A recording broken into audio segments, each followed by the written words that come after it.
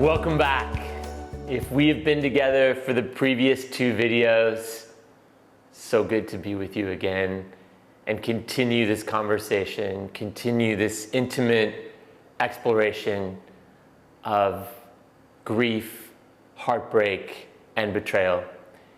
If by chance you haven't seen and engaged in the first 2 videos, please start with video 1, go on to video 2, as this course builds on itself, and we're gonna pick right up from where we ended in video 2 and dive in this video.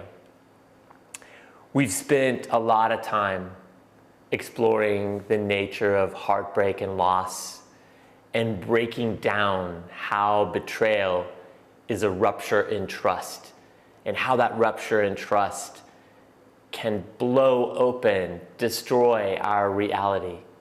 We've looked at the disorienting and separating effects of betrayal and the potential to heal from betrayal, the potential to see betrayal not as this permanent rupture that stops us and separates us from other people and breaks our trust permanently, but as a teacher of what's real, a teacher of what's true, a shower of where we still need to heal, of where we need to see our own authenticity, see where we've been hiding from ourselves. So thank you for all the work that you've done so far. Of course, I've been doing it right along with you. And in this video, we're going to harvest some of the work that we've done in the first 2 videos and integrate and see how we can begin to form this relationship with heartbreak, grief, and betrayal as teachers rather than as the boogeymen that we've run from, the forces that have felt like menaces that we just want to get over and get away from and live over. So let's start with, if you have the notes from your first 2 videos, the first 2 sessions, take a minute now and pause this video and go over those notes. How have you experienced heartbreak? What was your reaction to heartbreak? How have you experienced betrayal? What's been your reaction? What are the effects? Where are you now with your betrayal? And then as you complete reviewing those notes from the first 2 videos, come on back and press play and we'll continue.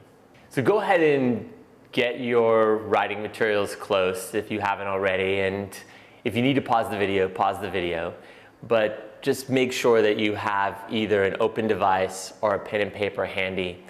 And at this point, we have a sense of what betrayal is, what happens, what are the effects, and we have a sense of heartbreak and what it feels like to live with loss. And so we're going to use that sense, particularly of heartbreak, to go into kind of the 3rd area that this series explores, which is living with grief. And the bottom line, the key to living with grief, is feeling it. You know, we all avoid feeling our grief and our sadness because it feels overwhelming, it feels stifling, it feels like it's going to stop us, it's going to kill us, it's going to separate us. But as we start to feel our grief and relate to grief, relate to heartbreak as our teacher, as a means to find our depth, to find our compassion, to find our vulnerability, to find the place in us which connects deeply to other people, deeply to our purpose, deeply to our own humanity, our own vulnerability, then we have transformed our relationship with grief into teacher, and we are moving forward in the healing journey. So you know what to do. I'm going to give you a prompt. My face will disappear. You'll see a slide with the writing prompt, and then just write as long as the timer is ticking. And if you've got more to say, pause the video and keep writing. And the purpose of these questions is to start to forge that relationship with heartbreak, with our grief, that transforms it from a menacing, overwhelming feeling to a friend, a teacher, something that shows us what is real, that shows us what we need, that shows us the pathway to connection, the pathway to connecting to our own vulnerability, our own humanity. So the first writing prompt is just remembering that heartbreak that is most prominent to you, that heartbreak that comes to mind, and asking yourself, what did you lose? Was it a person, a relationship, family, community? And how did that loss affect you? Just really breaking it down. Remembering the heartbreak, what was it that you lost, and how did that loss affect you? Do it now.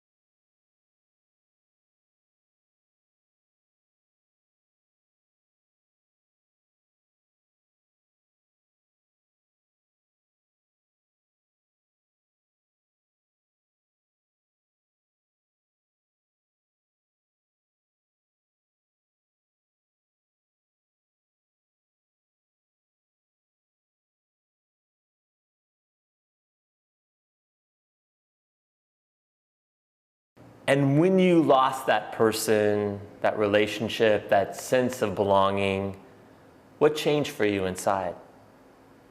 How did this heartbreak change your inner world? Write it down now.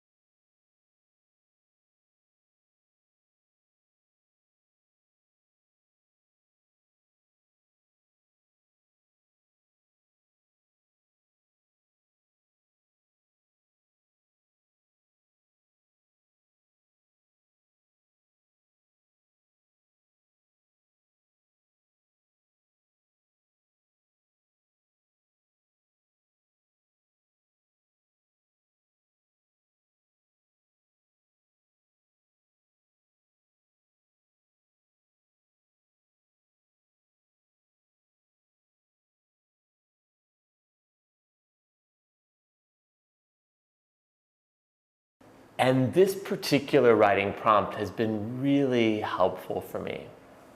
So, heartbreak, we know, is always about loss. And so I'm going to ask you the question, I'm going to ask you actually to list the things that you miss most about what you lost. So if you lost your grandmother, you could say, I miss lying in bed and hearing her stories. I miss her hugs. I miss her cookies. I miss the sound of her voice. I miss the touch of her skin.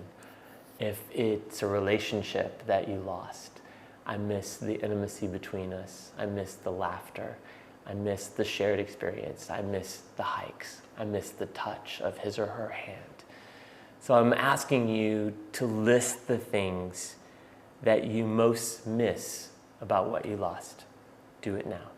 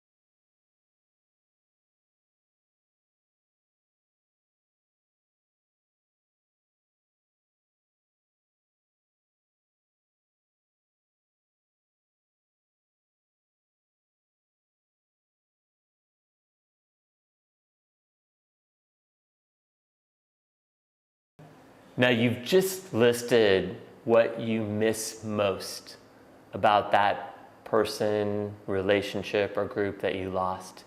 And now I'm going to ask you a similar but different question. What were the greatest gifts you received from that person, relationship, or group before you lost them? What are the greatest gifts you received from that person, relationship, or group before you lost them?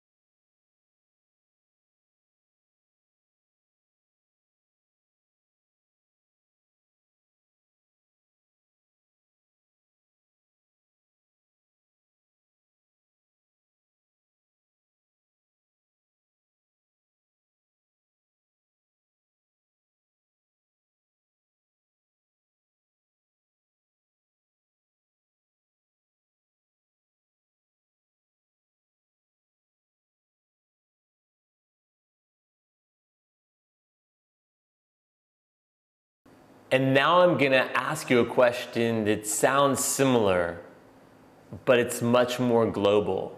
And that question is, what have been the greatest gifts of losing something so precious to you? What have been the greatest gifts of losing something so precious to you? If I meet someone who hasn't experienced loss, I'm a little wary because there's a depth that comes in losing something precious to you that is unseen until and ununderstood until you've experienced it.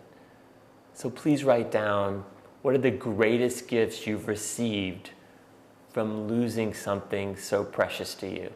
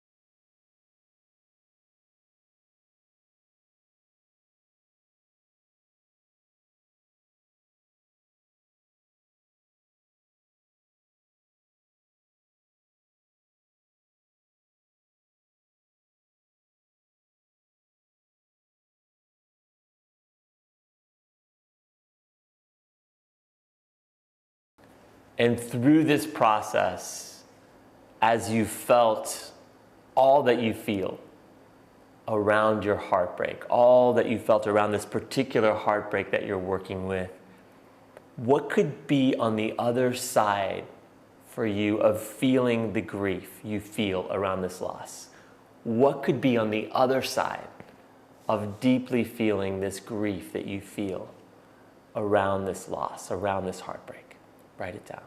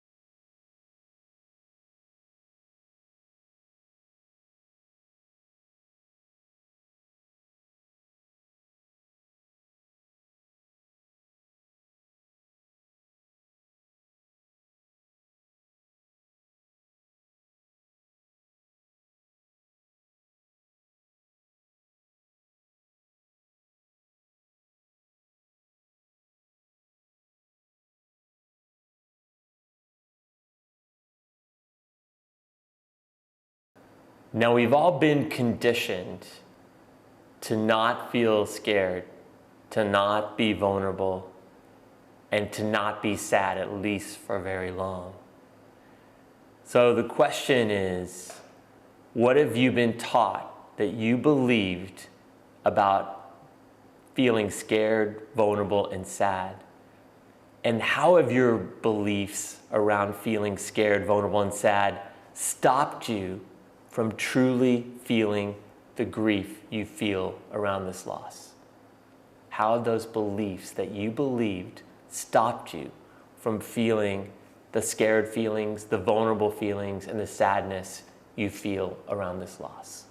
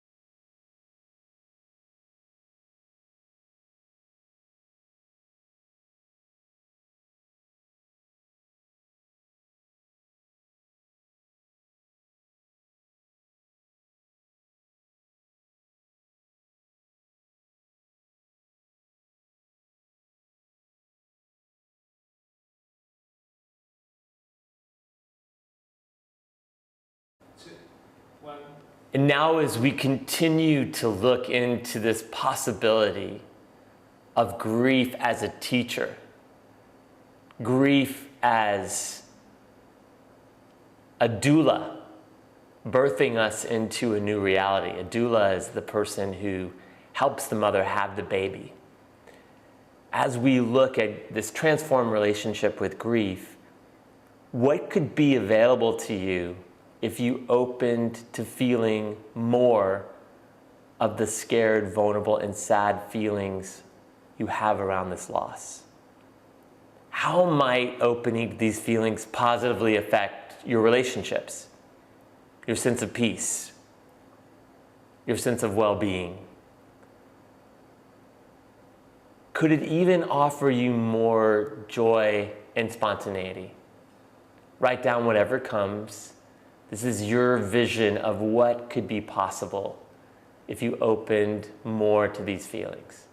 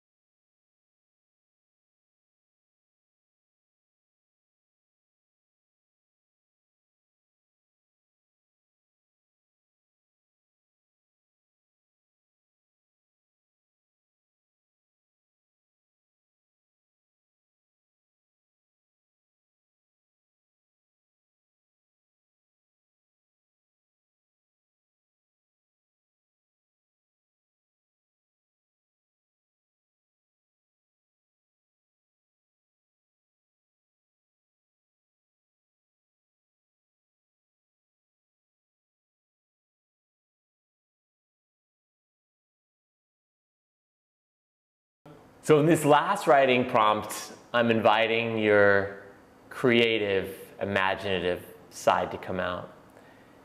And I'd like you to imagine that heartbreak, and particularly heartbreak with betrayal, is like a fire that burns down the house that you've lived in to the ground, erases it.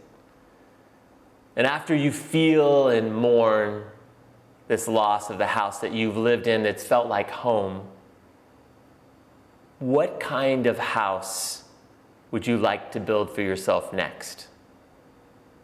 A house full of people who see and love me, a house full of people who celebrate me and push me to grow, a house in which I respect my own boundaries and the boundaries of others, a house where I take care of my mind and emotions and body, a house in which I have a deep sense of self-compassion, a house in which I know who I am, a house of abundance where I don't struggle to get my needs met.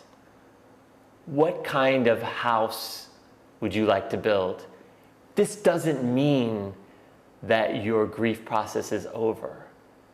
You can begin to build your house as you heal. But what kind of house would you like to build? You get to decide. One of the beauties of betrayal, of heartbreak, is that everything gets leveled, right? And we get to reinvent it. And the opportunity is for us to invent it fresh from the deepest place in us. But we can only access that opportunity if we're willing to feel the grief, if we're willing to feel the heartbreak, if we're willing to be honest about the impact that that betrayal, that heartbreak had on us. So go ahead and take some time and envision the house that you'd like to build.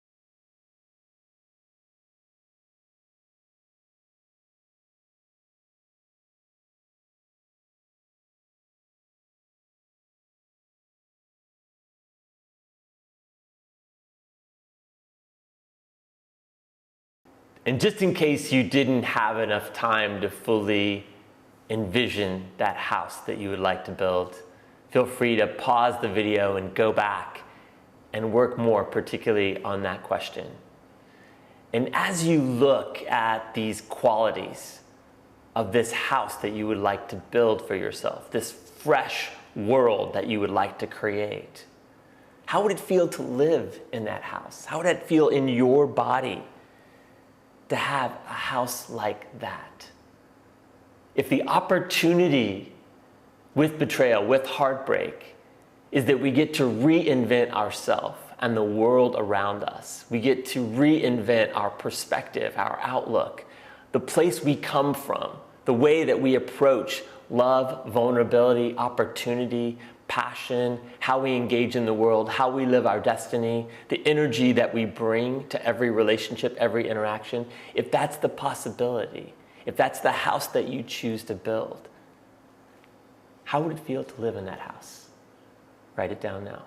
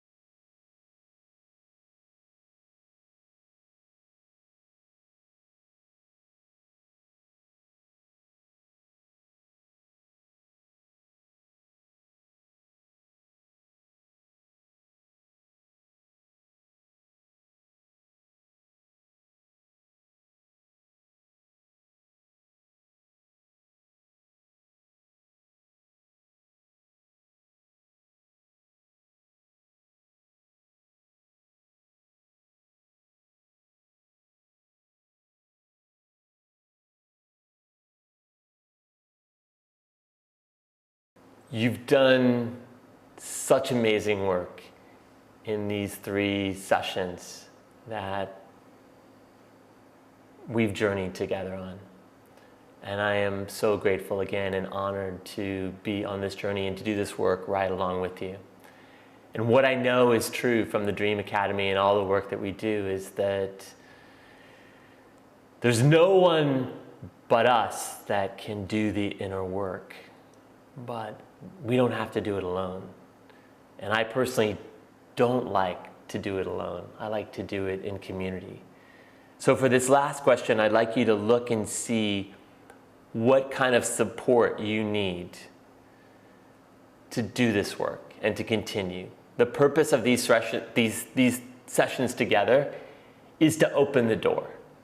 And now the work really begins. So I'd like you to write down what kind of support you need. And certainly the Dream Academy and all of our extended curriculum is available for you. We have a worldwide family of support. But what support do you need to continue this work that you've embarked in these 3 sessions together?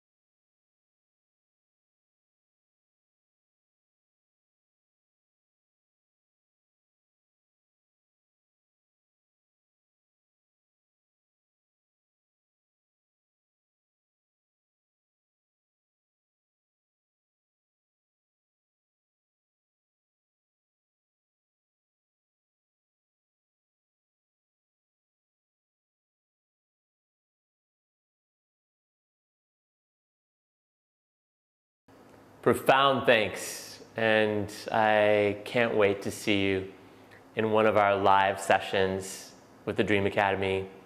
I invite you to take all of our other courses in the extended curriculum, and I invite you to really dwell in the work you've done in these 3 sessions and go over your notes and spend time with yourself. Spend time feeling your grief, feeling your heartbreak, feeling the meaning, feeling the new realities that have opened up, feeling the possibility of this transformed relationship with grief.